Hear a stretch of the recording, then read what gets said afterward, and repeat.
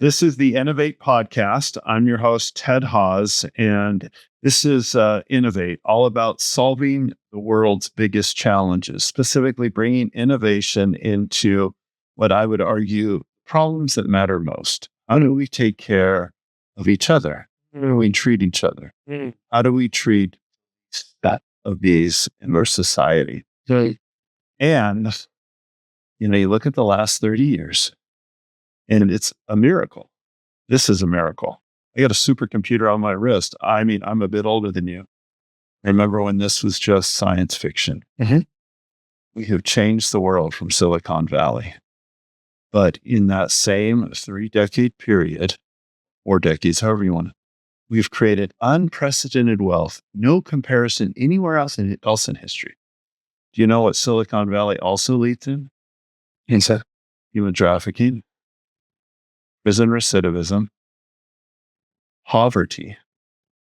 Food insecurity in the Bay Area is 2x the national average.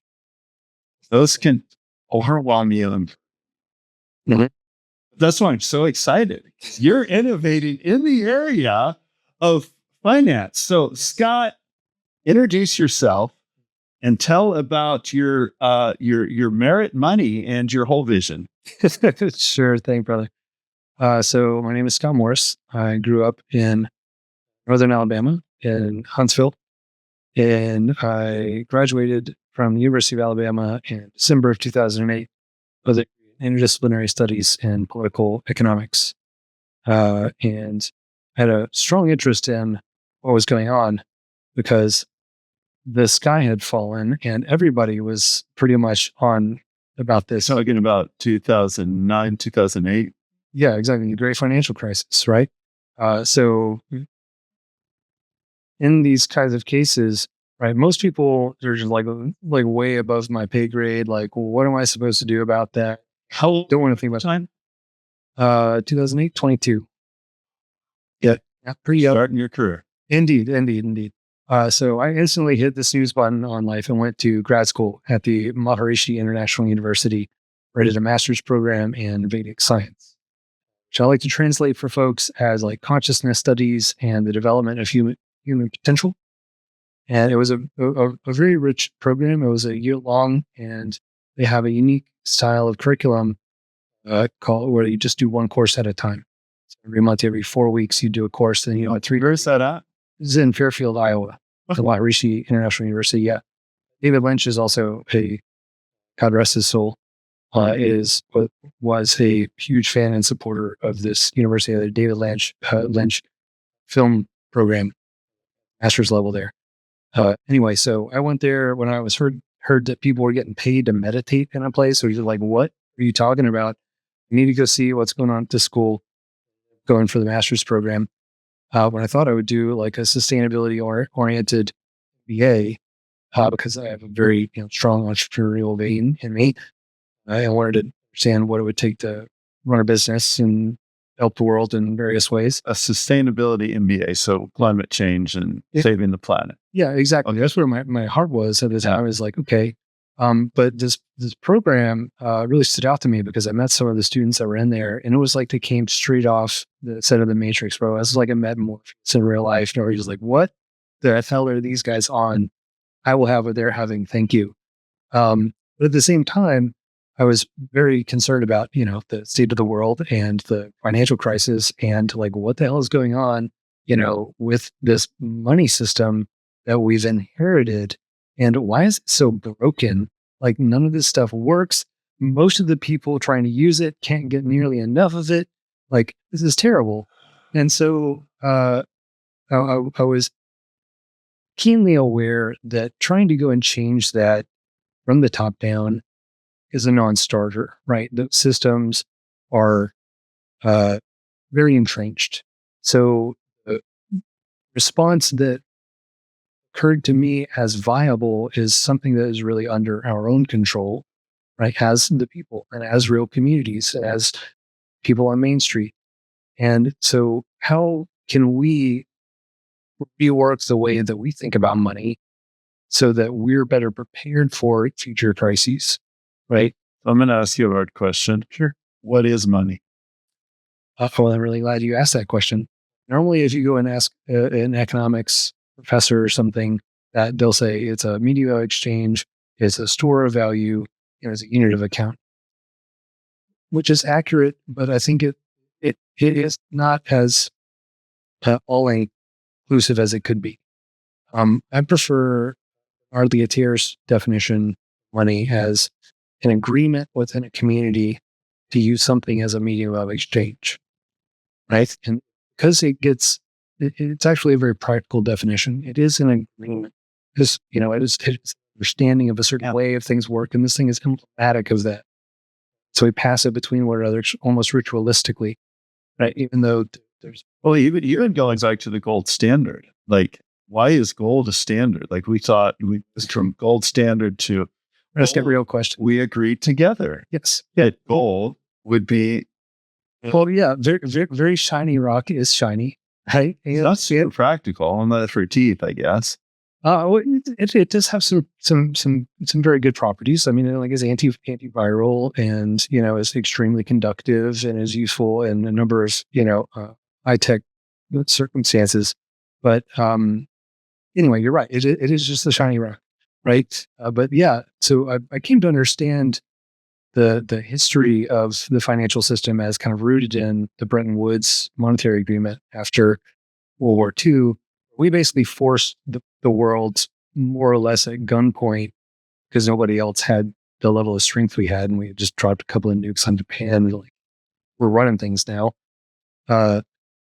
into the gold-backed U.S. dollar standard, rather than the competing proposal, which is the Bancor proposal, which is about having like a more cooperative trade balancing system that didn't put the dollar on this super high privileged position of being the world's reserve currency, right?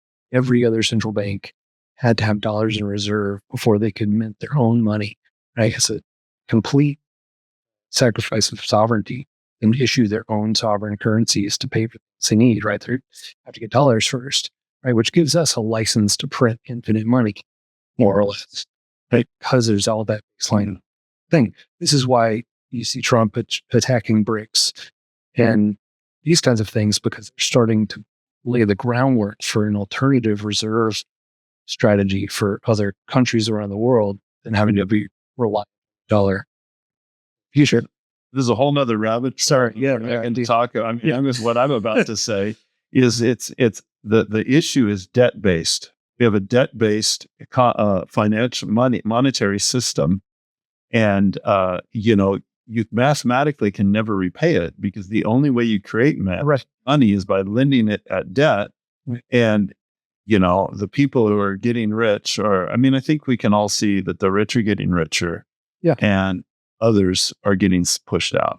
Yeah, exactly. And so I became really interested in the alternative structures that are actually in our control, which is community scale systems, right? And those are focused on real people needs, right? Like spending more money at local businesses, taking care of our local environment, taking care of others, right? These are the kinds of things that we really feel are important. And these systems give us an opportunity to express that we care about those things and show up to support those who do go and care for those things in novel ways, right? So crypto came along around the same time as I was getting into this field. I remember reading the Bitcoin white paper, 2009, 2010, realizing, okay, like there's a whole like political, audience for this that's really going to love this, as this digital store of value kind of thing.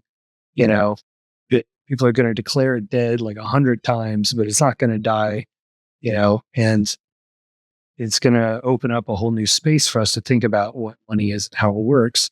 And that's basically what crypto became, is, a platform upon which we can design new kinds of economies, right, that are more biased in our favor, so that we can build up our own wealth and our own well-being, rather than slaving away for shareholder value all the time. Like we can and work for ourselves. So, but before Bitcoin, you had a practical example of this, right? Yeah. That you all implemented, right?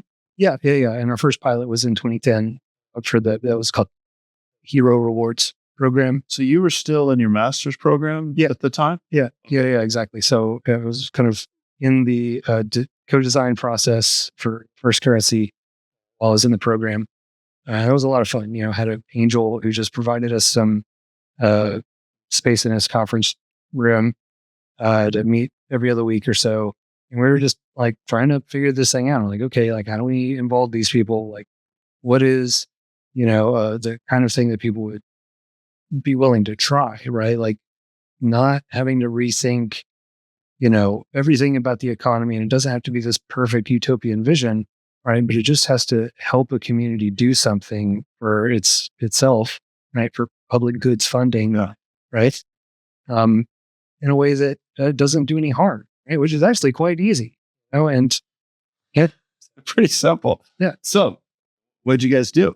Well, we created a unit called the merit. Okay. Right. Thinking, kind of comparing and contrasting with like military school, something bad, you get demerits. Okay. And it was like, well, what if I do something good? Like, shouldn't I get positive merits? Like, seems fair, right? So we made those, right? So you go do something good for the community. You do some volunteer work or work in the community garden or go shop at the farmer's market. You get a merit. And then there would be signs at local businesses all around. I mean, it's a very tiny town, 10,000 people, Southeast Iowa, right? So pretty walkable. And so you go in, you find like, okay, the hero rewards of this business or whatever, and you could redeem your merit for the special deal. Only two rules. One, that the deal had to be unique to the merit. Two, the business couldn't lose money when the merit gets redeemed, right? So they can accept as many merits as come in. It's not going to end in a loss cash-wise for them. Okay. Those two rules, it was fantastic. Like, was the merit like discounts or was the merit like cash? It was discount. It was a universal coupon, right? But the deal that you got was different depending on where you went, right? So I go to the public pool and I could get in for $1 as opposed to $5, or I could go to the bar and get a buy one get one free beers. Or I could go to the theater and buy one, get one free on tickets. And those tickets are $35 each. Okay. But all same. So worth $4. So here, so $6 there, or $38 over there. You lowered the risk. Everyone's buying in. The companies get more business, but you wanted to make sure they're not taking too much a risk of selling something below cost. That's right. In case this doesn't, take off and become, wow, okay. Yeah. And going this route, by the way, makes it a very practical difference for the business owners when it comes to reporting, right? If you take in like crypto, if I accept crypto as payment for my services, I have to report those income. If it's a redeemable unit like this, then as a coupon, it's expired, it's on the report, just discounting you. That's wonderful. Okay. So then what were the results of that?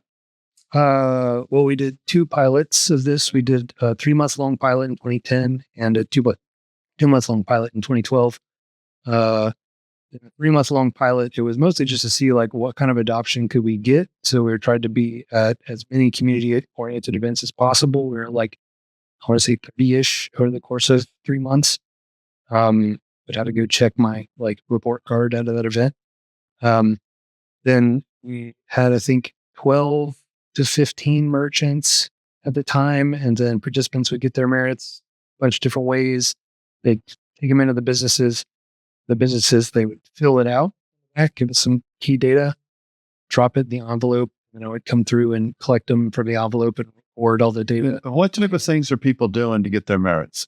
Well, let's see. There was some tutoring that was going on. We worked at a community garden. There was a showing of a film about water infrastructure and how the U.S.'s water infrastructure is like rotting underneath us in a giant wave across the country. I don't want to do anything about it.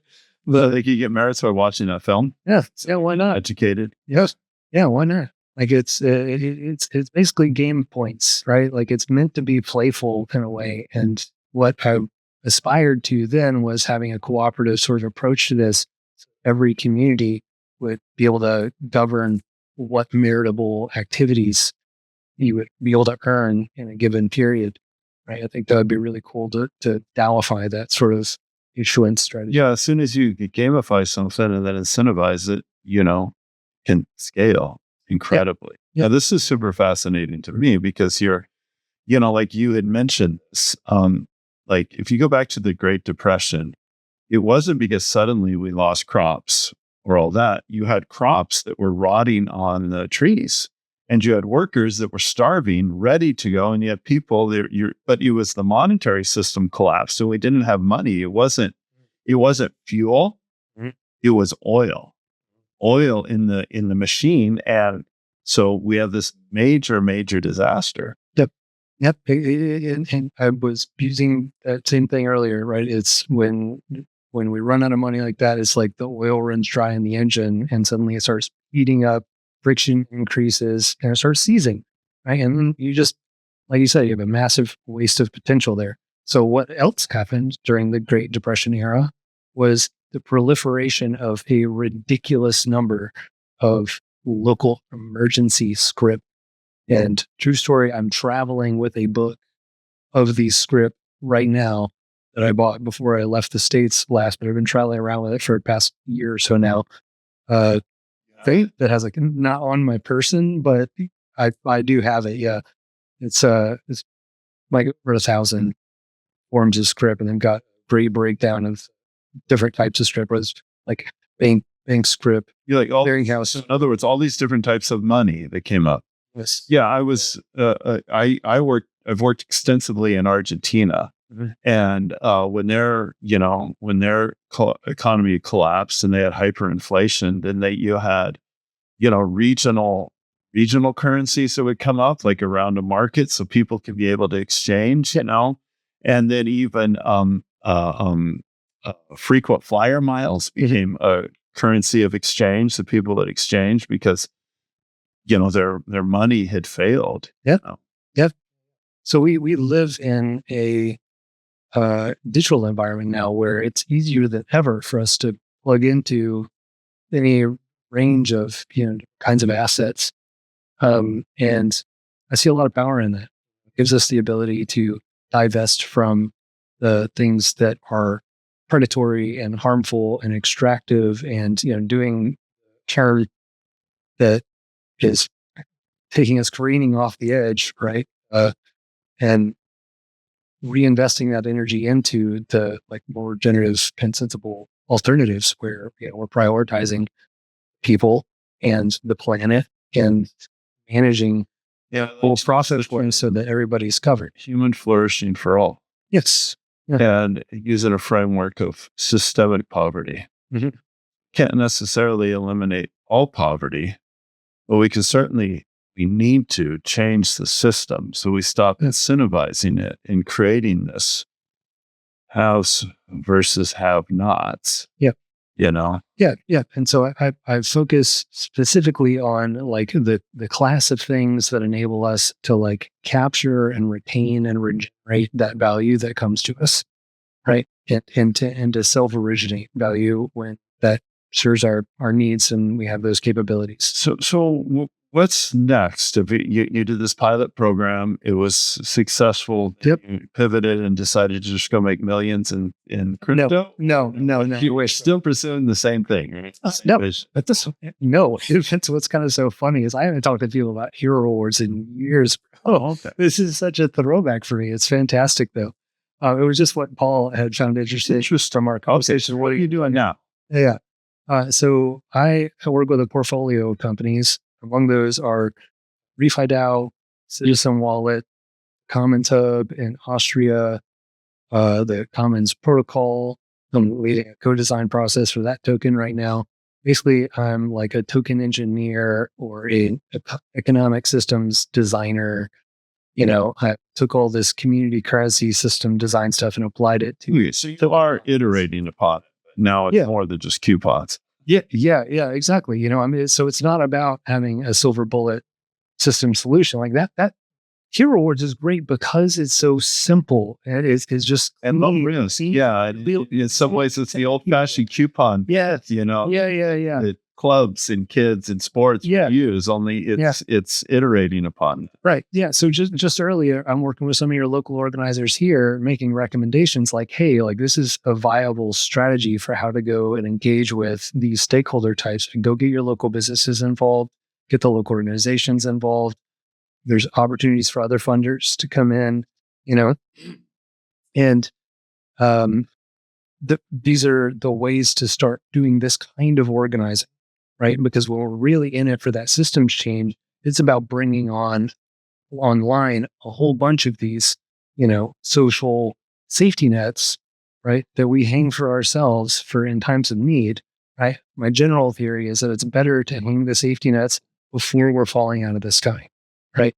It's not crazy, right? But these are the kinds of networks like absolutely. It's hard to because you don't have the political motivation, but that's when you have the space and the bandwidth too. So it needs activists, visionaries like you to push it, and we need to prepare, And that's it. It's like we recognize that these are, the VUCA times, right? VUCA, volatile, uncertain, complex, and ambiguous times where the kind of feedback loops that we've been dependent on for like systems that respond in times of crises too long, right? People are sitting around waiting in North Carolina for aid, right? For weeks, right?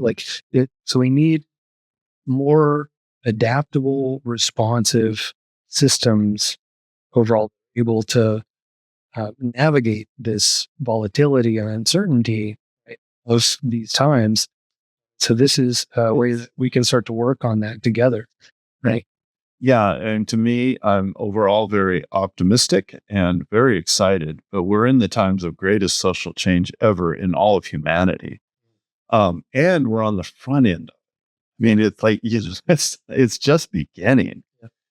And, I think the technology, AI and blockchain or crypto, whatever you want to call it, I think those are very important. I think it's important that we have them both at the same time. Like, I believe the blockchain could potentially hold AI accountable so that we get, the Jetsons rather than, Skynet, whatever, which we all. Yeah, God help us. But even if you're optimistic, like I talk with all of my friends, like, I'd mentioned human trafficking, Vanessa Russell, I'm on the board of Love Never Fails. I mean, here we are, 2025. This is not an issue it is an issue in developing countries and poor countries all over. It's an issue right underneath our noses, right here in the Bay Area and in and it's like, wow, have we progressed or have we regressed, And you look at, that's just the worst, darkest, arguably. There's a lot of dark things out there, manifestation of this, but it's one manifestation of this deeper systemic problems that we have. But, our clientele are the ones that are, when the robots start cleaning our houses, it's the maids that are going to be unemployed. Uber already unemployed most of the taxi cab drivers, and Uber drivers make less than taxi cab drivers do. Mm-hmm. Pretty soon, Waymo is going to displace Uber drivers. Right. Okay. Yeah. Right now, one of the number one employers are commercial drivers. Like, I think it's like fourth or something. Wow. They are gonna, they're gonna be displaced. Yeah.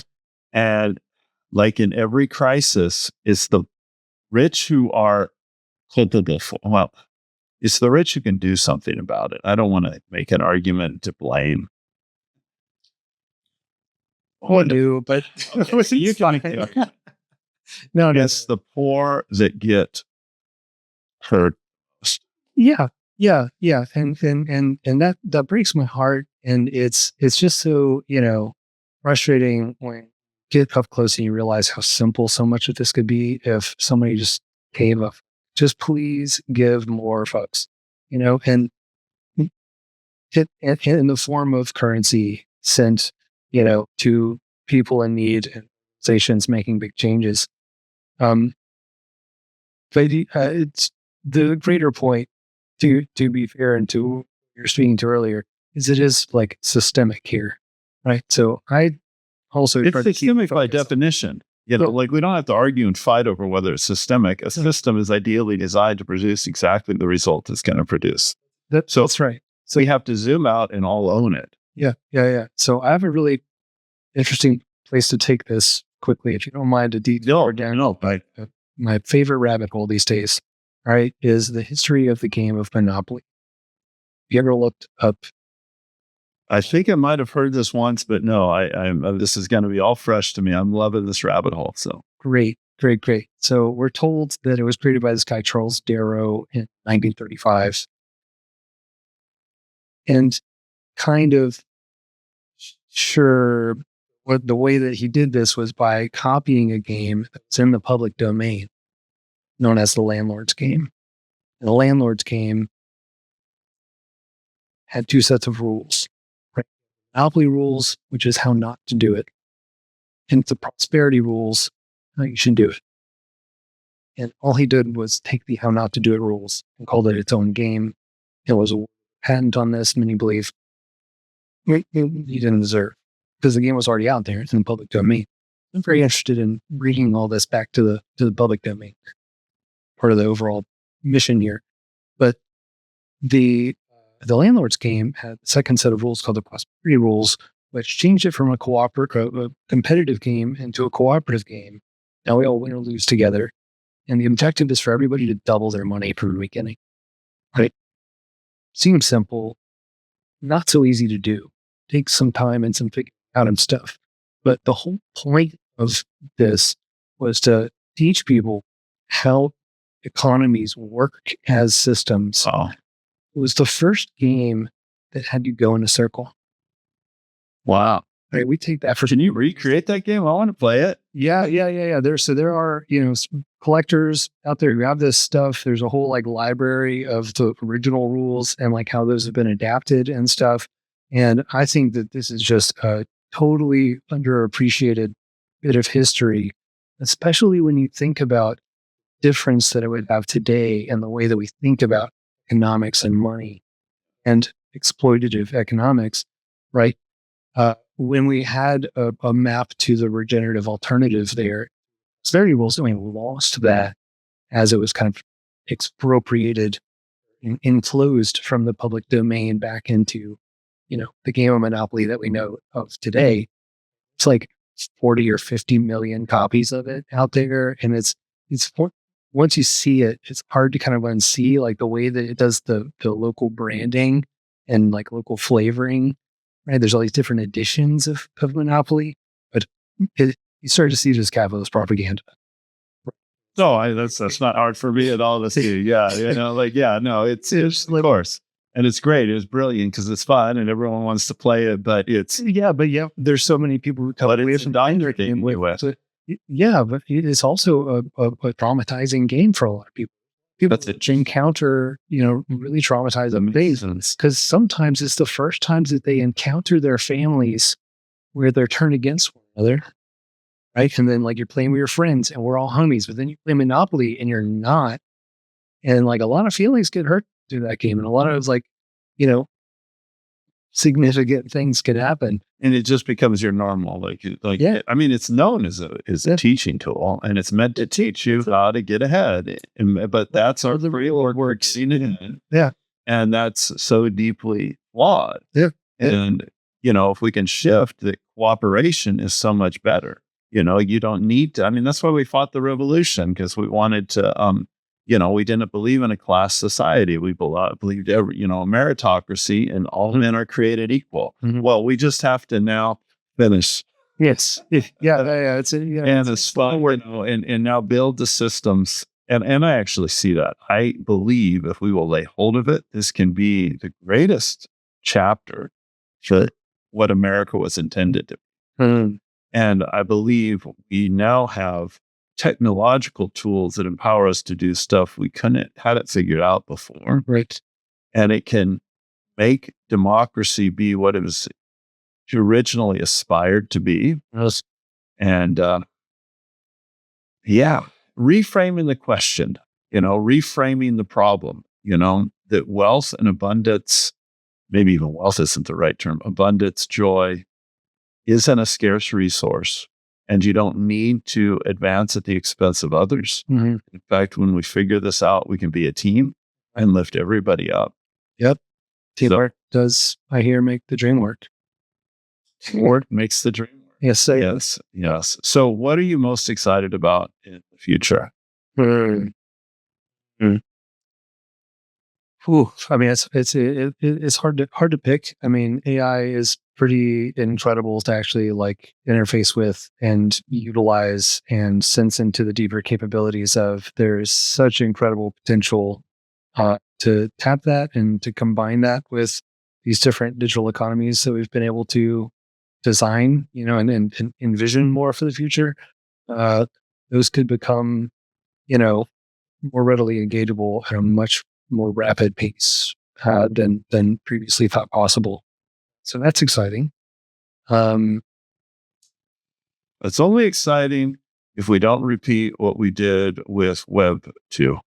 Yes. It's only it's not exciting if we build huge corporations that are bigger than the previous generation of corporations and controlled by boards behind secret things for their own. That's right. But if it could be given and empowered in the hands of the people, that's very exciting. That's it.